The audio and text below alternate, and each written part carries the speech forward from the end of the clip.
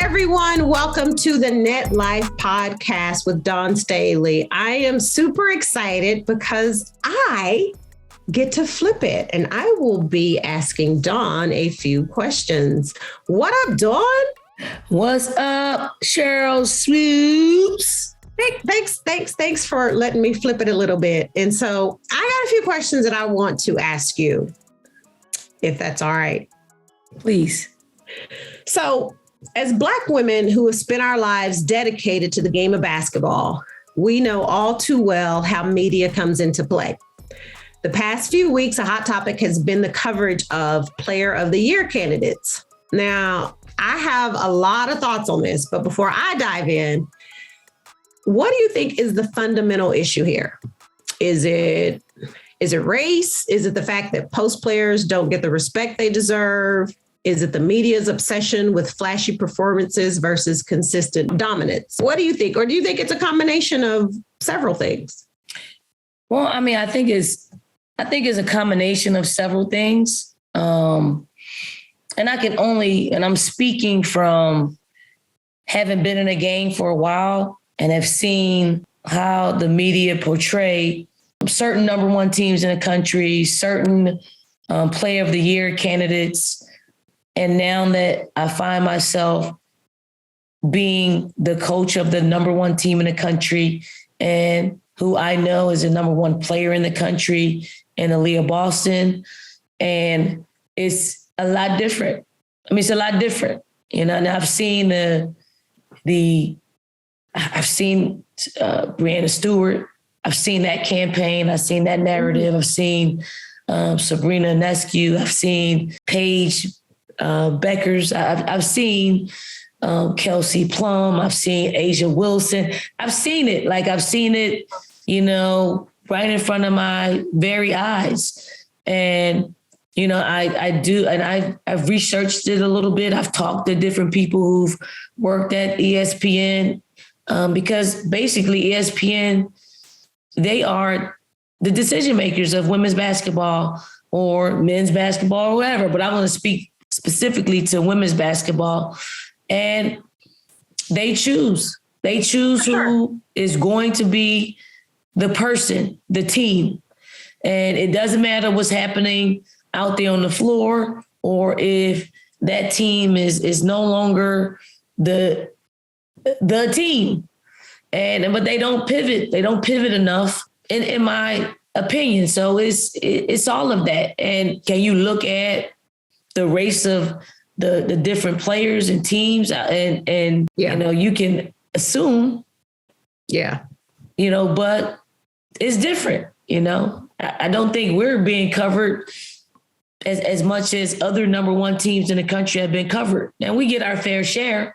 I'm not really looking for us as a number one team in the country. I am, however, looking at Aaliyah Boston as a National Player of the Year because I know what she's done. I know what she's doing, and she's done it at a consistent basis. And I've had people on this I've had people on this podcast like Carla Williams, who is she's the first Black female AD Power 5. Yeah. She said, production matters. That's what she said in the whole scheme of things. And I have to recycle her phrase, production matters. And when you look at what Aaliyah Boston has been able to do all season long against the very best in our game. Yeah. And she's taking it up a notch. Her season average in points and rebounds and probably block shots are up against all the ranked teams than they are versus the non-ranked teams. So I just feel like I had to speak out on it because if she didn't get it, and people follow a narrative. Yeah. Listen. So, Yes. People follow a narrative. I know you probably have a lot you can say about it. So I want to dive in because I'm just a fan. Yes, I love me some Dawn Staley, but I'm a fan of the game. And I appreciate good talent. I appreciate good basketball. I think there are several things, right? I'm going to go back to, I watched your podcast when you had Muffet on, and Muffet talked about the same thing you just said. ESPN basically runs and controls men's basketball too, but women's basketball and what's being put out there, what's being talked about, who's being promoted. So Muffet mentioned, if you want to see the women's game grow and basketball players, female basketball players, you have to talk about and promote more than just UConn, right? And we all understand what UConn has done, who UConn is. They've been at the top for so long. And so now I'm going to say this because this is what I feel. So Dawn Staley is the head coach of South Carolina Gamecocks. Dawn Staley is a Black woman. Dawn Staley's team is a Black team. That's the majority of your team. To me, that's not what ESPN wants to promote. That's not what they want to talk about. And so I feel because of that, Aaliyah Boston, and my opinion, she is Player of the Year. But I think that's why Aaliyah Boston is not getting talked about, promoted as much because of those two things I just said. And so I got into, I guess you can call it a heated debate on Twitter. I don't know. It wasn't heated for me. But so if you put something in the atmosphere and on social media and you're asking a question and it's up for debate, it's out there for anybody to respond to. So the question was basically, higher ups are saying Caitlin Clark is the Player of the Year. Now, I know who those higher ups are. So I responded and said, I like Caitlin Clark's scoring ability, right? She can shoot the basketball. But then I said, who is the number one team in the country? It's South Carolina. But nobody's talking about that. And who is you have several players, but Aaliyah Boston, Dawn, your strength of schedule is better. You're in a tougher conference. Aaliyah Boston is a post player who is on the block, who is getting double teamed, sometimes triple teamed nightly, and she still manages to come through for her team. She's battling, as you just said, some of the best post players out there every single night. And she's still producing. She's averaging a freaking double-double. But if you can't look at that and appreciate everything that she brings and everything that she does for her team night in and night out, there's got to be something behind that, right? And it's not to take anything away from Caitlin Clark. I think she scores the basketball. But to me, when you talk about Player of the Year candidates, when Breanna Stewart was at UConn and they were the number one team, that's all you heard about was Breanna Stewart. So why is it that you're not hearing that about Aaliyah Boston? Let me just say this, because we just played in a game on ABC, which was a lot different than your normal telecast, which is ESPN or ESPN2 or the SEC Network. College Game Day came to our campus, and everyone asked, what did I think? And I said, the decision makers of our game pivoted. And that's something that they haven't done in the past. And it means growth. It truly means growth. Now, I really haven't had a chance to watch the telecast because I forgot to record it. And I didn't record Game Day either. But from what I hear and see on social media, I think it was a love fest with Aaliyah Boston, which, I think she deserves it.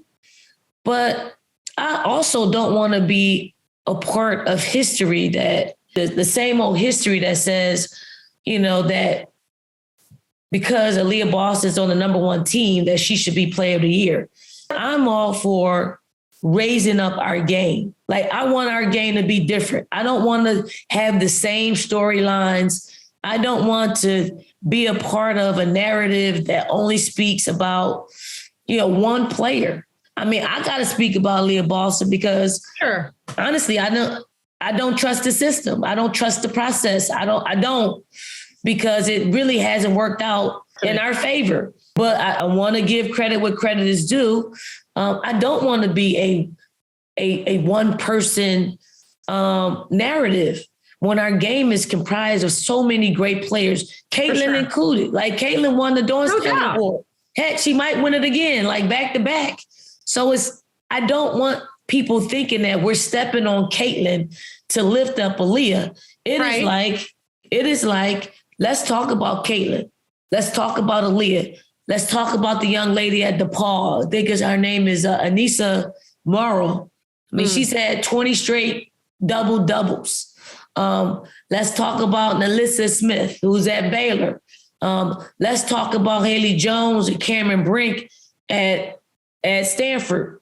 Okay, let's talk about Adia Barnes and the great job that she's doing. Let's talk about Florida, who's had Florida Gators, who are having a tremendous season under an interim coach. I mean, she's got the interim tag to her name when I think, somebody gave me some stats yesterday on their team. I think in the history of their program, I think only three times did they have double-digit wins in our conference. And I could be wrong, but it is that. Like, there's room to talk about everybody. Our game has grown enough. No, it has, for sure. To get off a one-track narrative. So, and I think it's great that you and I are having these discussions because it's great for our game to feel the uncomfortableness of what we're feeling. It's good. I've said it time and time again. Growth takes place when you're the most uncomfortable. And we need to make women's basketball uncomfortable and talk about these things because there are so many stories that we miss throughout our season that aren't being told, and they're beautiful. They're comprised of great players. Let's hear about all of them because if you want our game to grow, like, you got to invest in all the stories and all the people who make our great game up. And to your point, it shouldn't be an either or, right? It shouldn't be let's talk about Aaliyah Boston and not Caitlin Clark or all the other greats, or let's talk about Caitlin Clark and not Aaliyah Boston. Because to your point, if you truly are about growing the game, there are so many stories. And you just brought up Adia Barnes because I think what Adia is doing at Arizona is amazing. But, the story that people seem to want to talk about her is last year when she flipped somebody off, or in a game this year. That's what they want to talk about versus, can we just talk about how Adia is recruiting well? She's doing some incredible things at Arizona. So, let me interrupt with that. So here's the thing. Let's talk about it all. Let's talk about, the run-in that she had with Kelly Graves at Oregon. Yeah. Let's talk about her recruiting. Let's talk about her being a former WNBA player turned coach, turned, Final Four participant, turned, one of the best teams. Yeah, one of the best teams in the Pac-12. Let's talk about it all. Like, I'm not just talking about just the good, let's talk about it all because it's part of our game. You look at what happened at Juwan Howard and Michigan and Oregon, Wisconsin. I mean, y'all, they're going to talk about that. Yep. But they're also going to talk about the great job that Gonzaga is doing. Auburn being the number one team in the country at a portion of the season. Like, they pivot in the men's game a whole lot. I think we need to also talk about everything that occurs in our game because it mirrors life. Like we're not a sport in which we can handle a little adversity. We can handle a little bit of what people think is you can the good and the bad.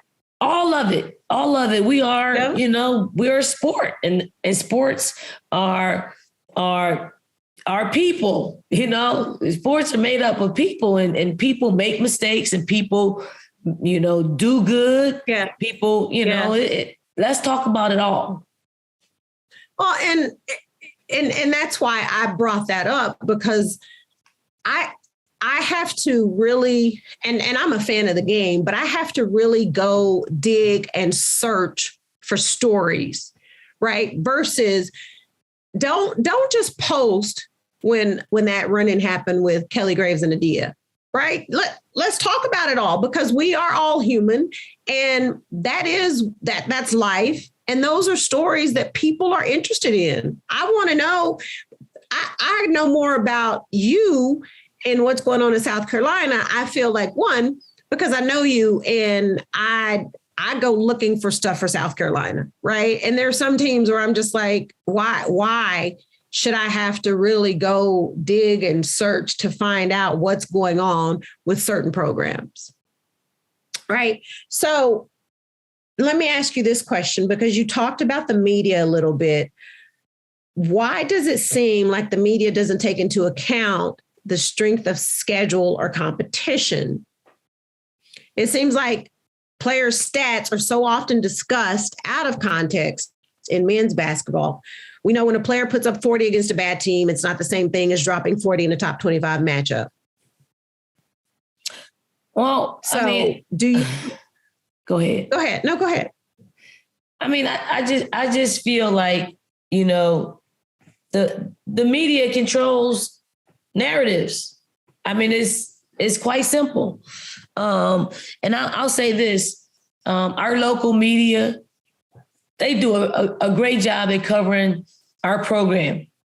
I like a great job for years.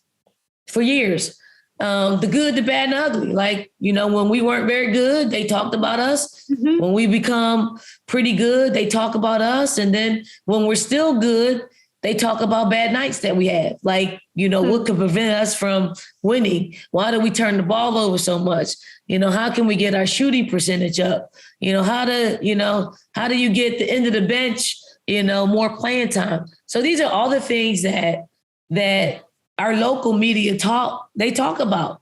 And I'm all for it, because if they just talk about everything ain't all good, we're winning, but it ain't all good. And they are seasoned enough. They know enough. They investigate enough. They research enough to know when something's off with our team. And they're pretty darn good at it. They're pretty spot on.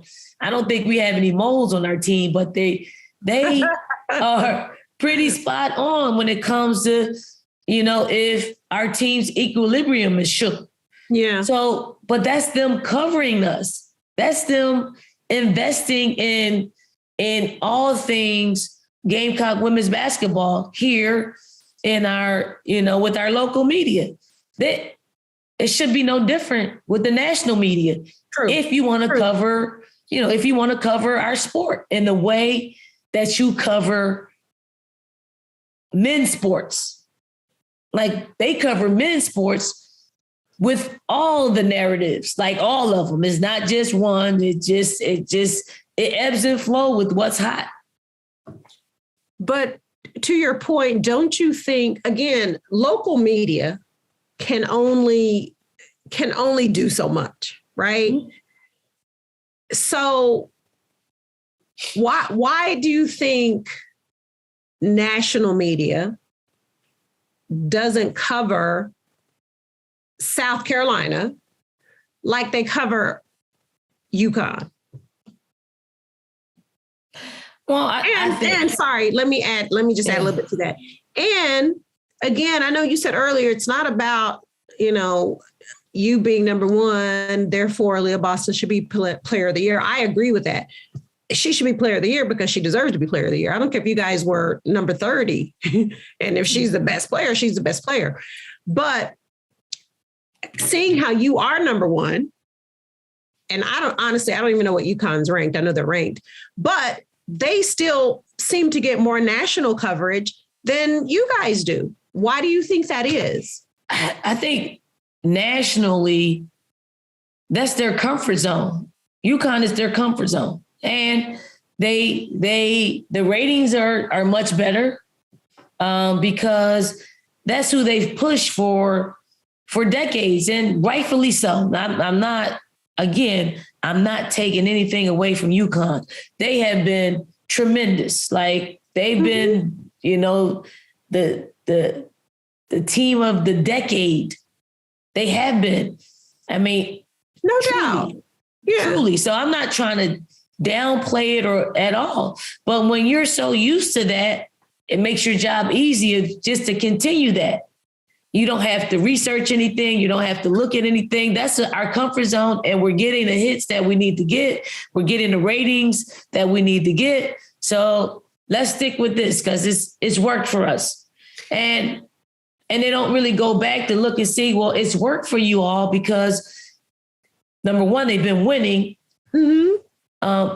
No, number two, that's what we've created. Like we created that. The media,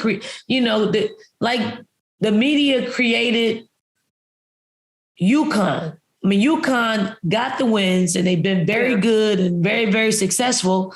And if ESPN and the media didn't cover them, we would never know about it. But because they have, it gave them an extra bump to be, to be known as the greatest of all time. UConn hasn't won a national championship in, 4 or 5 years. Yeah. And there are some other teams that have won and some other teams that have been pretty darn good in our game. One being the South Carolina Gamecocks. And it's hard. It's hard to change. I think they are creatures of habit like we are. Like we're creatures of habit. Like I have a routine during the season that I go by. I'm religious, religiously going by my routine. Now, if somebody breaks that, it would make me uncomfortable. It would. Mm. So I think it's just being a creature of habit. But I think it's slowly changing. And I can say that because, College Game Day again. Yeah. Brought the truck. And that was huge. Brought the truck, brought the stage, brought the talent, the personalities, and came to Columbia, South Carolina. And then they got what they were looking for, which was a sellout crowd, an electric environment, a pretty good, darn good game between two teams. And you saw it's very rare that College Game Day does women's games, period. It is. 11 years. It took 11 years for them to come on another women's campus. But what we were able to put on display, we're going to challenge them to come back. Yeah. We're going to challenge them to go to another site that's going to rock the house like our fams rock the house. The Beijing Olympics are finally here. While you watch as athletes compete, hear their stories. Listen to top women athletes share their trials and triumphs on the Flame Bearers podcast. Stay tuned for more and what's ahead on Flame Bearers Season 2. What's the best workout program? The one that is custom built just for you. Future is the new workout experience that pairs you one-on-one with your own fitness coach. Your coach will map out a plan based on your goals with workouts delivered to your phone each week. Future, your Apple Watch, and the app all pair seamlessly so you and your coach can track your progress, celebrate achievements, and keep you accountable every day. Get started right now with 50% off your first 3 months at tryfuture.com/NETLIFE. All right. So, Dawn, for the last question, I want to know if you felt media came into play as a Black female coach when you were trying to negotiate your contract. media did not come into play at all, because the media, they didn't really know that I was negotiating until our AD was asked a question very early on in the negotiation process. And then it pretty much died down. And then the Olympics came around, and then we stopped negotiating at that point. And then we picked back up when I got back into town. But once it was done and we agreed on the contract numbers, I think the media played a pretty good role in getting it out, because it was historical. It was, something that, and it wasn't necessarily, like me attached to it. It was more of the number, because the number is unpopularly staggering for our sport. The number is bananas. I'll say it. So, but I want to let people know that there were times, there were a lot of breakdowns in the negotiations of my contract. There was a lot. We were so far apart. And then we just banged it out. And I just feel like there are certain things that I had to risk it all. Like, I was willing to risk it all. I was making a pretty decent amount of money before we negotiated, but I just felt like there was this time to strike, because the talks of the NCAA tournament in San Antonio, the women's soccer team, national team, they're in constant negotiation for equal pay. And I had a tremendous lawyer who had stamina, because he felt like it was the right thing to do. And when you have somebody in your corner that feels like you feel, they're going to push a little bit harder. They're going to have, uncomfortable conversations, and they're going to have a determination to get it done.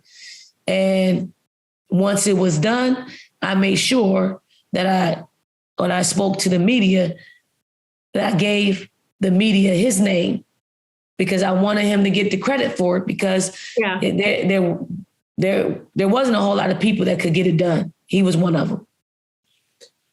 Well, listen, as your friend, as your sister, as a former teammate, an athlete, and honestly, as a Black woman who has been fighting all my life to be seen and to be heard, when I remember that day when it just all came out, right? And I was sitting there and I'm getting teary-eyed thinking about it.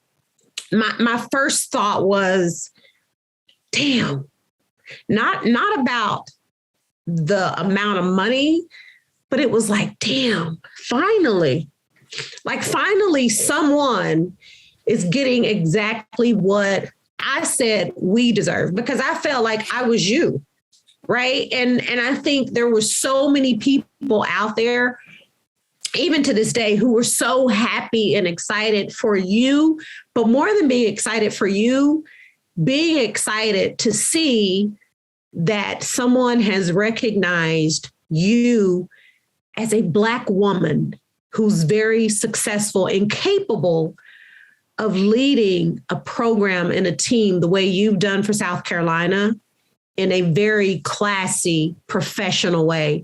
And I was just so excited for you. I continue to be happy for you, and just want to say thank you for this time. Thank you for letting me be on your podcast. And I love you to pieces. So thank you. Love you, Fawn. On that note, I have to take a quick break, but when we come back, I'll be joined by my guest. If you're like me, I'm sure you've been hooked on the Winter Olympics. And one of my favorite podcasts, Flame Bearers, highlights Mariama Jamanka from Germany, who is an Olympic gold medalist bobsledder. Here's a quick clip from our episode where we hear a little more about the moments leading up to her underdog gold medal journey.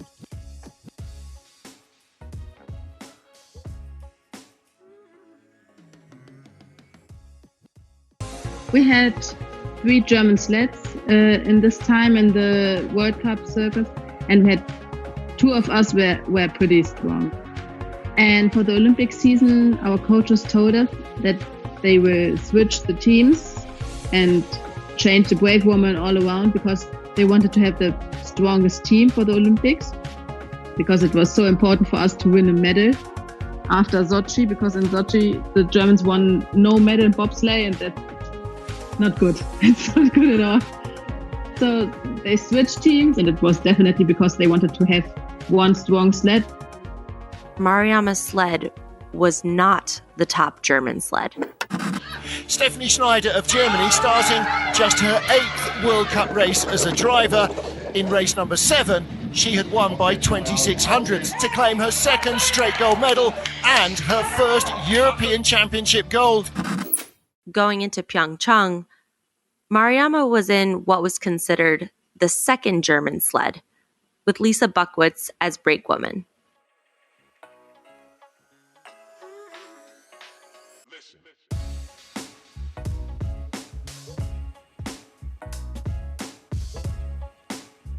As a relative newcomer to bobsledding, Mariama never thought the words Olympic champion would apply to her. But in Pyeongchang, Mariama and brakewoman Lisa Buckwitz shattered all expectations and shocked the world by winning gold. In her episode, you'll hear about her underdog gold medal and what it's like being a woman of color bobsledder, and how she is an advocate for more women to join bobsledding. Listen to Mariama's full episode on Flame Bearers wherever you get your podcasts.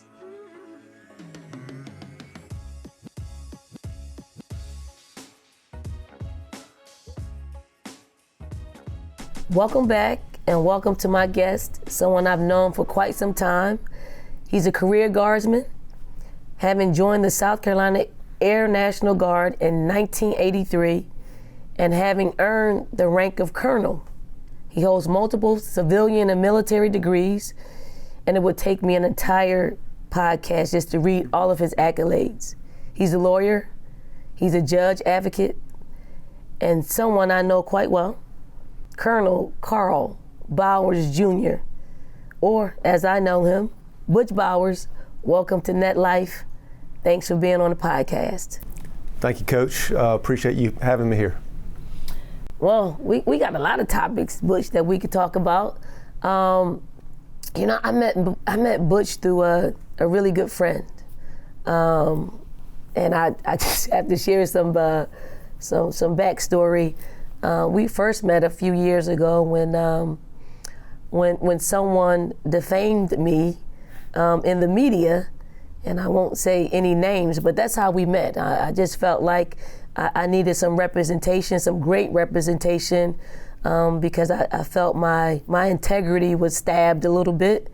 And this friend linked Butch and I up, and basically he's the one that keeps my life straight. So Butch, can you just kind of give us a little background on how we met, and the thought that ran through your mind when our friend Angela O'Neill linked us up for this particular situation? Sure. Shout out to Angela. She is one of my favorite people in the world. I think she's just awesome, and I thank her for linking you and me up. That was about 3 years ago. Is that right? I think it was about 3 years ago. Has it been that? Yeah. Okay. It will be coming up, and so the athletic director at Missouri, as you will well recall, alleged that you incited a riot, and there was a fight on the court, as y'all remember, and after the game he blamed you for the fight, and that was I remember watching the game, and I remember the after effects, and I was like, well, wait a minute, that's defamation. You can't say that about somebody without proof. And there's no way in the world Coach Dawn Staley incited a riot in a basketball game. No way. And so that's when Angela hooked you and me up, and we gave them a chance. You'll recall we didn't go in guns blazing. We gave the athletic director over there an opportunity to apologize. He declined. I sent a letter, if I recall correctly, I sent a letter to the president of their university. Had an opportunity to apologize. They declined. So that's when you and I discussed what was next, and we were both on the same page that we needed to file a lawsuit. And you know, I don't want to get too technical on the legal stuff, but you know, in court, if you file a lawsuit that's $75,000 or less, then it can stay here in this jurisdiction, here in Richland County. If you pledge for more, then they could remove it and they could take the case to Missouri. Well, I knew that, you know, come on, what's going to happen? What's going to happen in a jury box in Richland County with Dawn Staley as the plaintiff?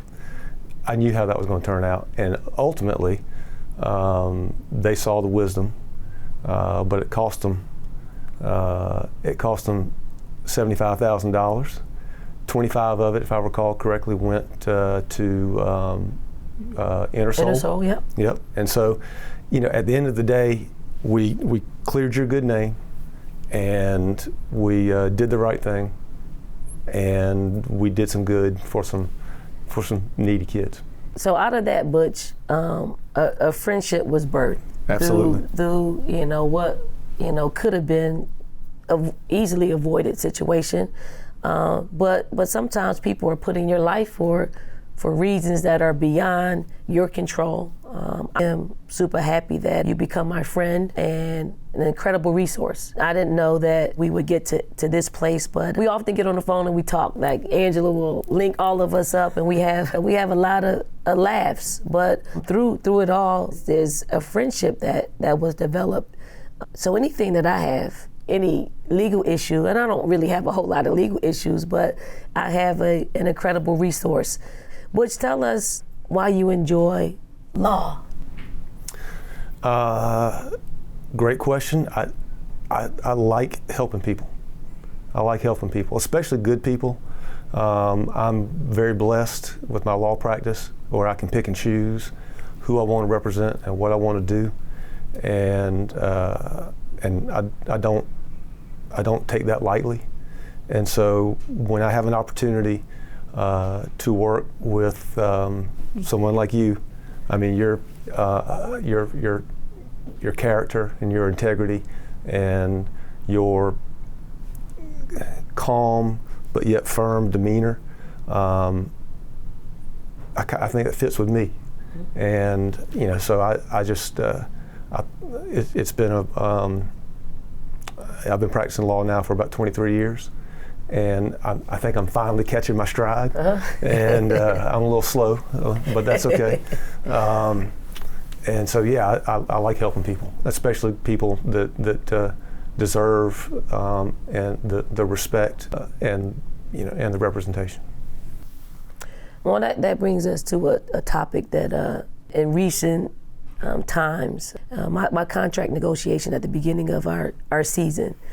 And I have an agent who pretty much, he negotiated all of my previous contracts, and I asked him for this particular contract negotiation to kind of stand down because I honestly didn't think he could get it done with what we were trying to accomplish, what I wanted to accomplish, and I just think it had to be done with somebody that was here in South Carolina, someone that really knew the lay of the land and that's connected.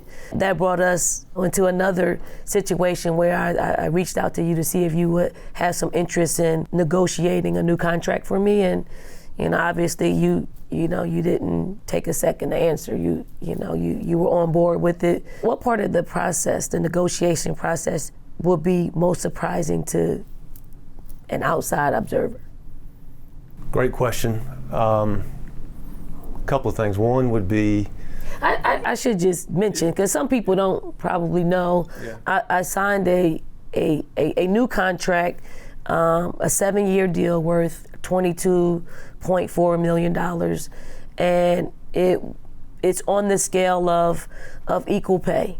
And during the beginning of the negotiation, that is where I wanted to be. Not for any particular reason besides I think it was fair, and I think it was groundbreaking. I think it was more so to help other people in my position, not just coaches, just people, women, black women all across the country that get paid less than their counterparts. And it wasn't a self-serving thing. It was more so just, I feel, was the right thing to do.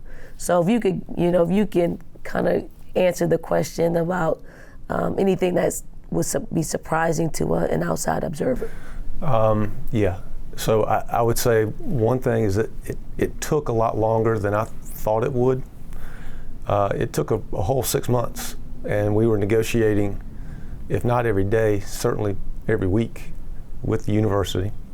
That being said, I understand that the administration and the athletic director and the board of trustees are all involved, and they've got fiduciary obligations to the university at large, and so they, I'm not criticizing them at all. They did what they needed to do. I will tell you also that with the folks that I was negotiating with, at every turn, they were always in good faith. We might have had some disagreements, but it was never nasty. We were always working in good faith on both sides, and ultimately we were able to get it done. And one of the things to me that is astonishing in this day and age is that over that entire 6-month period, 0 leaks. 0 leaks, right? Nobody knew about it until it was happening, and that was I was proud of that part of it. And so, but that was what, to me, the length of time that it took. as an outsider, I would say, why did it take 6 months to do the right thing? Mm-hmm. And I would tell you that it was an honor and a privilege to fight this fight, because it needed to be fought. And you were the person who was able to carry that banner. You were the person, the right time at the right place, and the right fight. And I was, again, just honored to be your sword so that we could get through it. In your opinion, do you think it could have got done with someone outside of being here in South Carolina? Unlikely. Probably not. I think we needed to have somebody in South Carolina, somebody that, whether it was me or somebody else, that has the connections, the roots. I grew up here. I went to the university here. Know a lot of the members of the board of trustees just from living life. And so, no, I don't think an outsider could have gotten it done. And the other thing I'll say about it is that, I'm not, as you know, I'm not an agent. I'm a lawyer and just a lawyer. And so all I care about was taking care of my client. I didn't care. I wasn't worried about getting more clients. I got enough clients, but it was just the right time and the right place and the right cause. And I can't thank you enough for bringing me to the fight. That's awesome. I just want to just kind of lend my experience in this. Sometimes you have to figure out what the fabric is of a situation, and follow your gut. Like my gut told me that my current agent was probably too close to the situation, like really close. I mean, I've been here for 14 years and I've had, 5 or 6 other contract negotiations, and they've built up a rapport. When the push and pull, I know when the push, Ray Tanner, when the pull, and I thought they built that, and I just thought it was kind of too close, for something like this, and I just followed my gut and reached out to you, and I know that you were going to get it done. Like you never wavered. You never wavered. You thought it would get done a lot sooner than it did, but you said, you're going to get what you deserve. And I felt really comforted knowing that. And not only me, but just for what it represents for the rest of the country. So thank you, Butch. Yes, ma'am. Well, I will tell you that was an honor to represent you, especially in this fight on gender equity and pay equity. I will tell one quick little story for the listeners. I knew when I was going to meet with the athletic department for the first time on this, we'd set it up, and I knew I had to come in with something with a hook, because it was going to be easy for them to say, well, no, we don't have any money. And that was one of their arguments. They said, but we don't have the funds. And that's when I said, well, I got you. And like, what are you talking about? I said, well, there's this federal money coming down from ARP money. And so long story short, we got the big elephant out of the room because money was going to be available. And so then we could get into the merits of why this is the right thing to do. And you never wavered, and so therefore I never wavered, and we got it done. I'm so proud to be just a small part of what you accomplished. It. I was just your mechanism. I appreciate that, Butch. I'm excited to share more about Flame Bearers, one of my new favorite podcasts. On Flame Bearers, top women Olympic and Paralympic athletes from around the world, like USA Soccer's Becky Sauerbrunn and Nigerian hoop star Azane Kalu Phelps, share their rarely heard stories and their full selves. Hear directly from the masters of grit and resilience to learn more about the issues that matter most to them and how they've been able to overcome obstacle after obstacle. Season 2 is live now, and Flame Bearers is spotlighting the women athletes blazing the trail to Beijing, including U.S. figure skater Brady Tennell, ROC's Oksana Abdulkarmimova, and many more. When you watch them compete in February and March, you'll see what they've worked so hard to achieve. But first, hear from them what happens when the cameras are off and stadiums are silent. During these challenging times, these women are an endless source of hope and inspiration. Watch the Winter Olympics going on in Beijing now, and listen to Flame Bearers wherever you get your podcasts. Our next partner has a product I use literally every day. I started taking athletic greens because I had to see what all the hype was about, with so many athletes already using the product. With one delicious scoop of athletic greens, you're absorbing 75 high-quality vitamins, minerals, whole food sourced superfoods, probiotics, and adaptogens to help you start your day right. This special blend of ingredients supports your gut health, your nervous system, your immune system, your energy, recovery, focus, and aging, all the things. Athletic greens are now part of my morning. I wake up, pour a scoop in my glass of water, and I'm on with my busy mornings. It's convenient, quick, and since I started, I felt more energized throughout my entire day. The travel packs also have made it easier to keep my routine, even when I'm on the road. Right now, it's time to prioritize your health and arm your immune system with convenient daily nutrition. It's just one scoop in a cup of water every day. That's it. No need for a million different pills and supplements to look out for your health. I love the peace of mind it gives me. To make it easy, Athletic Greens is going to give you a free 1-year supply of immune-supporting vitamin D and 5 free travel packs with your first purchase. All you have to do is visit athleticgreens.com/net.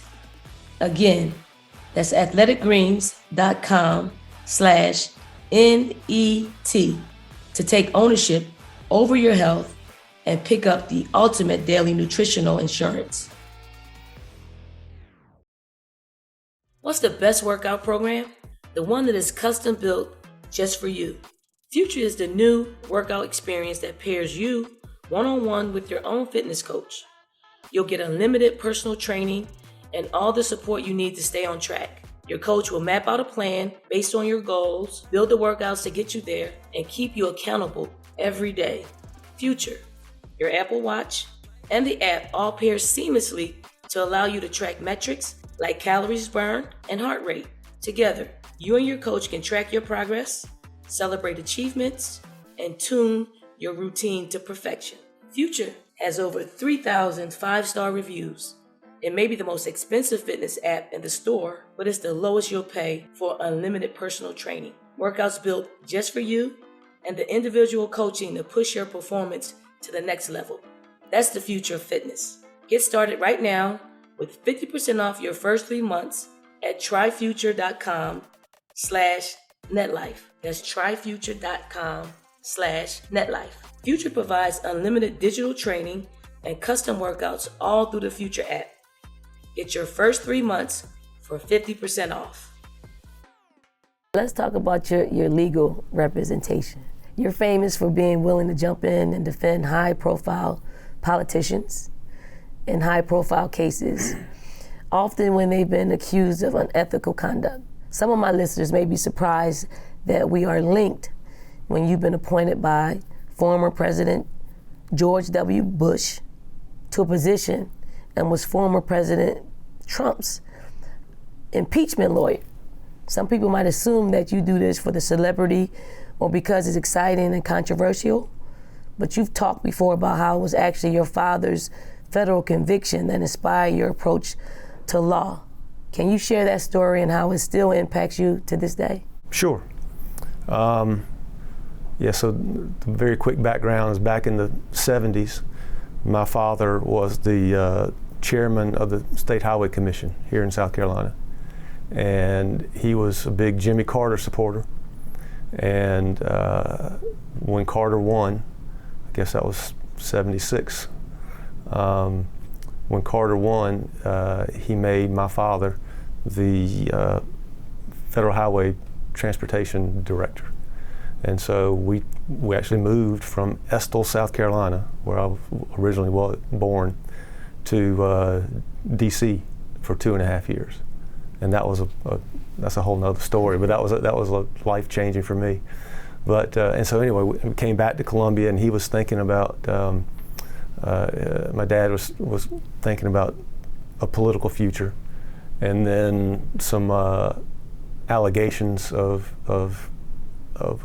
improper conduct going back 15 to 20 years occurred. And look, to be honest with you, I don't know if it happened or didn't happen. I was just a kid, but I do know that he got convicted, and I still maintain to this day that he got convicted because of political agendas, and so he was convicted when I was in the 9th grade, and then after appeals were exhausted, I was 17 years old, and I was actually at basic training at Lackland Air Force Base, Texas, and I'll never forget. So we were in an academic setting, and in basic training, and one of the drill sergeants came over and tapped me on the shoulder, and I was like, "Oh hell, what did I do wrong?" Again. And anyway, but he was being nice, and he's like, "You need to come with me." And we walked into an office, and there were 3 other drill sergeants in there, and I was really like this is not good. I don't, even if that's not good to have a bunch of drill sergeants looking at you as a 17-year-old. So anyway, pointed to the phone, and it said, "That's for you." And so I answered it, and it was my dad. And he was calling me to tell me, "All right, you're the oldest son. I'm gonna be fine. Your mom's gonna be fine. Your brother's gonna be fine. I'm gonna go away for a little while." And he said, "But you need to stay and finish basic training because this is important for you." And I said, "Okay, yes, sir." And then he said, "I love you." And I said, "I love you too." And then that was it. And then I'm looking at the drill sergeants, and they were looking at me, and one of them they're being nice, like normal humans. And they said, one of them said, "Are you okay?" And I said, "Yes, sir." And then the best thing happened. He yelled at me, like, "Get down," and back into that mode. But I never forgot that. And if somebody is, whether they're wrongly accused or there's an allegation that they did something, and look, I'll tell you, if somebody actually did, engage in illegal activity, I'd never take it to the mat. We'd actually try to broker a deal to try to get it resolved the best way possible. But if there's a fight to be had, especially with high-profile things, if people want to hire me to do, I'm all in. I'm all in for the fight, and it's been rewarding to be able to help people. One of our mutual friends, ambassador, former Governor Nikki Haley, she was wrongly accused of a whole bunch of stuff, and we were able to get her out of it. And you know why? Because she didn't do it. And so yeah. But it's not for the glory. Obviously, it's for me. I'm more of a background guy. I don't do social media. I'm more of a results-oriented guy. I don't need the pomp and circumstance for myself. I just want to get my clients what they deserve. Simply said. But other people might run away from both controversy and controversial figures. Why do you think legal representation matters, even for those who are accused of very serious misconduct? You have to know when you take these cases, you might be taking a very unpopular stance. How do you internally deal with that, knowing there might be millions of people who think you're doing it, what you're doing is wrong? Well, during the Trump period, or earlier this year, I had a lot of that. But you know what? I had some really good professors in law school. I went to Tulane Law School, by the way. Go Green Wave. Just stay the course and do the right thing, and you'll never be sorry for it. And to me it was the right thing to do, because it mattered, and because I didn't think that I didn't think there was anything criminal. And so, again, like I said a minute ago, if there was something criminal in any kind of case, and that where the client had actually done the wrongdoing, well, that's a different story. You try to work out a plea deal that's as favorable as possible.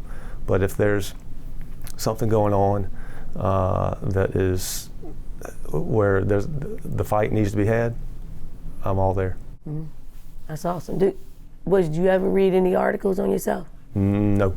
Never? No. So, I knew the answer to that, but you don't have social media, you don't have any of that, so I'm sure. I can tell you, I've had enough people sending me emails and text messages. Some of them good, some of them not, but no, I don't need to read that.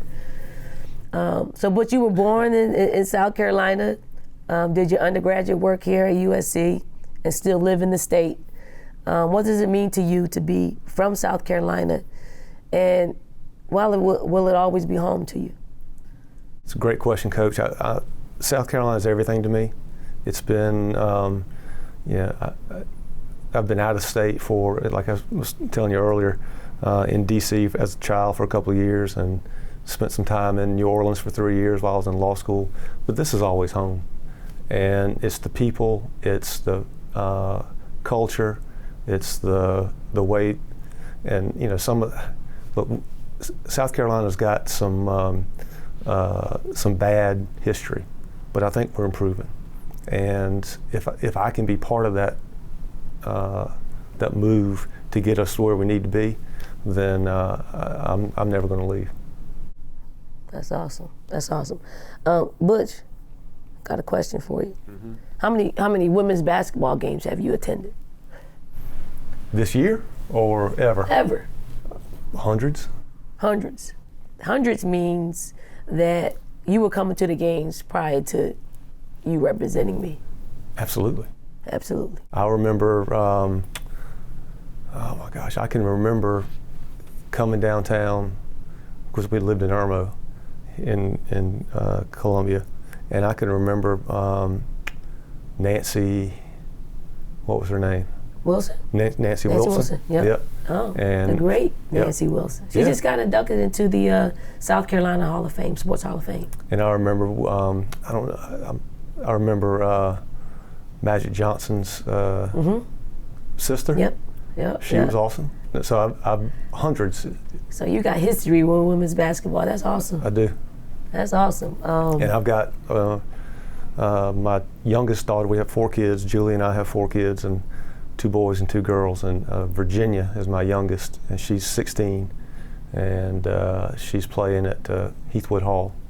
In fact, 6:15 tonight. You're there. You're I'll there. be there, right? And I'll even throw the high school games count too, don't they? Yeah, they do. They do. They do. The ultimate girl dad.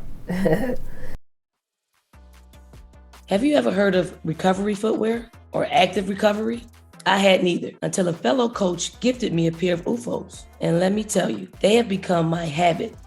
I keep a pair everywhere, at home, in my office, in my locker, everywhere. As a former athlete, I still work out. It's tough to turn that off. But I also have to get my boy Champ his exercise. And of course, coaching is super active. So I'm constantly on the move. My UFOs help me feel so much better throughout the day, no matter how much I have going on. UFOs uses a unique foam material called UFOam TM that absorbs impact so your body doesn't have to. You know, the journey that leads you to success is filled with adversity that can knock you off your path. But the resilience to sustain that success starts with active recovery and UFOs. Check out all the different styles, each with the same foam technology and footbed on UFOs.com. They changed my life, and I think they could do the same for you. Osa mimosas are a drink I recently discovered. Their canned mimosas come in 4 delicious flavors like classic orange, peach Bellini, mango, and my personal favorite, cranberry mimosa.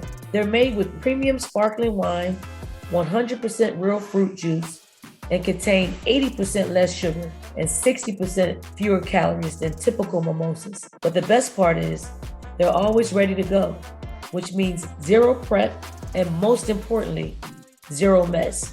Right now, OSA is partnering with NETLIFE to give our listeners a free 4-pack of their best-selling classic mimosas with any purchase over $29. Simply add items to your cart, and they'll automatically add a free 4-pack to your order once your cart reaches $29 or more. Do yourself a favor and grab some delicious mimosas at osamimosas.com/JWS. That's OHZA mimosas.com/JWS. So Butch, I can't let you go without having a little bit of fun. Okay. A little bit of fun. So I'm gonna put 30 seconds on the shot clock. we probably gonna go beyond that, but okay, good. It's my podcast, so I can do whatever I want to do. Let's see how well we can get to know you in 30 seconds. Okay. Favorite Supreme Court justice of all time? Jean Toll. Jean Toll. Judge Toll. Doesn't have to be a federal judge, right? Jean Toll. It's just a judge. Say less. Jean Toll's the woman. Well, all right, since you said we can run over a little bit. She is the ultimate the ultimate lawyer, the consummate judge, Chief Justice. She was Chief Justice of the South Carolina Supreme Court for 27 years, I think. She retired, but she's still working. Like, she's still working every day. She just visited our office about 3 weeks ago. Don't I know it? Yes, absolutely. Fireball. And she was, she's a huge Gamecock fan. I want to say that she, back in her day in college, she was either a lacrosse or a soccer. She was a sports player. She still looks like she can get after it. Only one judge in my 20-something years of practicing law has yelled at me. It was her. That's the last thing I want to have again. But I love her to death. She is, Jean Toll. Jean Toll. Good enough for me. All right. Law school habit that you still use most often? Be prepared. Be prepared. Be prepared. Best part of the job is? Helping people. Helping people achieve their goals, realize what they're after. Helping people. All right, now we want a real answer to this question. Not we're gonna get outside yourself a little bit, Butch. All right. Your best USC moment as a student. That's easy. Legal. That's easy. Legal one. That's easy. When they let me out. I was not a good student. Really? So I'll give you the short version on that. All right. So I went to basic training and tech school. So I started a semester late from my high school, from my freshman classmates, and so I started Carolina in January of '84. All right, and so I did barely any work, but I got a 3.0, and I was like, this is easy. And that was Black Magic too, by the way. So I was going to all the football games. This was great. And then I slowly started not doing well. And then after about year 3, after getting a 0.09 GPA one semester, my dad was so mad. And he wasn't mad How about— do you do that though? Right. Here's how. You got 4 Fs and a D-. And my dad was so angry, not about the Fs, but who in the hell gets a D-? And so I had to sit out for a year. I worked for a living. It was not fun. I was like, I got to go back to school. And so I finished the next 3 semesters with a 3.6 of those last 3 semesters, but I still only graduated college, I kid you not, 2.23. 2.23. Yeah. That's pretty good. That's pretty good. It's a pretty good come up considering where you are right now. Yeah, I know, it's crazy. It's crazy, but yeah, that'd be my answer to that. All right, finish this. If I weren't a lawyer, I would be— That's easy. I'd be a full-time military officer. Yeah, I knew that. I knew that. I knew that was it. Yeah. Okay, last one. Why is South Carolina the best university in the country? We got everything. I mean, from academics to culture to sports. The SEC, best conference in the world. The academics here have been steadily climbing, certainly since I was in college back in the 80s, and I wouldn't have gotten in today. And so just everything about the university is just on the uptick, and it's going to continue that way. And especially now that the university has fully recognized that pay equity and gender equity in pay in sports is a real thing and matters. Absolutely, all because of your work. Well, mostly yours. Mostly yours. I just did a little bit. Okay. Well, on this podcast, I'm talking leadership, disruptors, change makers. It's hoops, it's politics, it's pop culture, it's the net sum of life. So before I let you go, I ask all my guests for some words of wisdom that either they received, that helps guide them, or they just want to pass along some to others.